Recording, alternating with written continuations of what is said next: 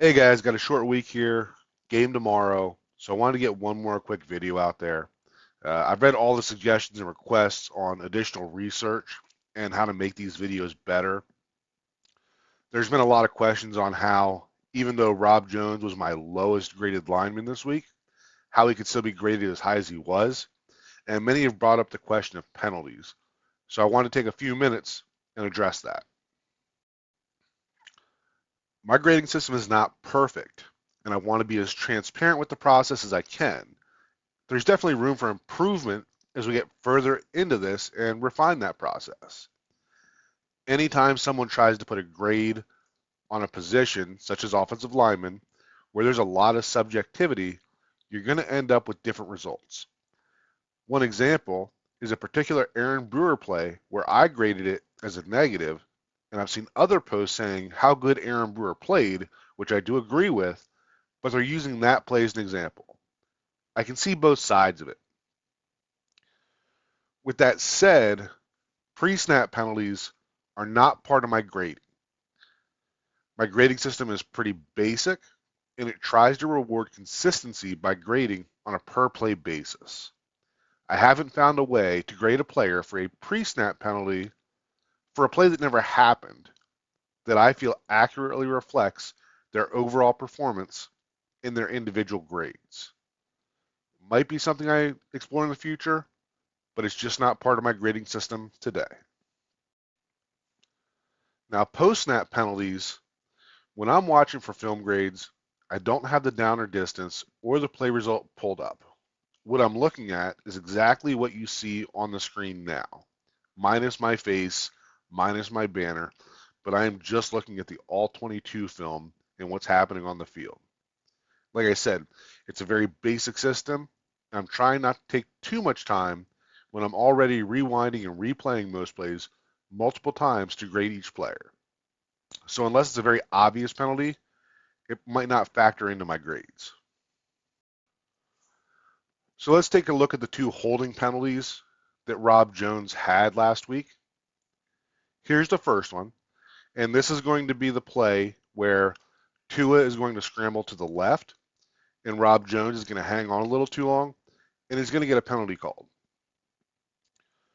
So the issue here for me is that if we look at this pass protection, Rob Jones actually does a really good job, a better job than pretty much everybody else on this play. Teron Armstead is the reason that Tua has to evacuate the pocket. Aaron Brewer is doing a decent job at giving up a little ground. And Austin Jackson on the right side is in the process of losing his balance when he gets help from Liam Eichenberg. So Rob Jones is actually doing the best on this play out of the three other guys that are engaged. But here's where the problem comes in, is that Tua has to evacuate the pocket. Rob Jones obviously doesn't know that's happening, and he hangs on a little too long here. So I have a hard time saying this was a complete negative play when it was actually a pretty good play and many times won't get called because this player really had no impact on that play at all. He was not going to catch Tua. He just happened to throw up his arm. The officials saw it and threw the flag. So this is not a play that I'm going to say that Robert Jones gets a 0 grade on. All right, and then here's the other one.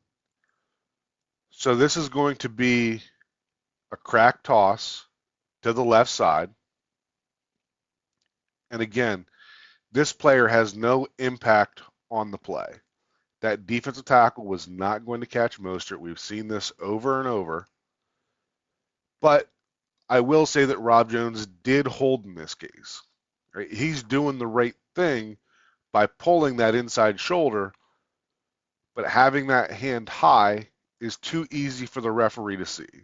So I understand why this one was called a holding penalty, but again, I'm not going to grade this as a complete negative for Rob Jones because he is doing everything else right. He is getting his head across, he is wheeling around that defender, and just a small adjustment here is going to result in no flag being thrown. And I will also say that there's holding on every single play in the NFL. We can see this 10 times in a game, and it might only get called as a hold once or twice because, similar to the previous play, it really had no impact on the play. And if you look at Liam Eichenberg at right guard, you're going to see him pulling that defender down. Right? He's climbing around Brewer, sealing him, and now he is just taking him as he's falling. He trips, and he is dragging that defender down. Now, I'm obviously hesitant to call Liam out because that's probably going to create a shitstorm on its own. But the idea here is that there is holding on every single play in the NFL. Sometimes it gets called, sometimes it doesn't. But when we're talking about different techniques and grading, this is just another example of where Rob Jones may have gotten called for a penalty here, but there was a lot of good to this play outside of that right hand getting a little high and pulling that defender with a clear view from the official.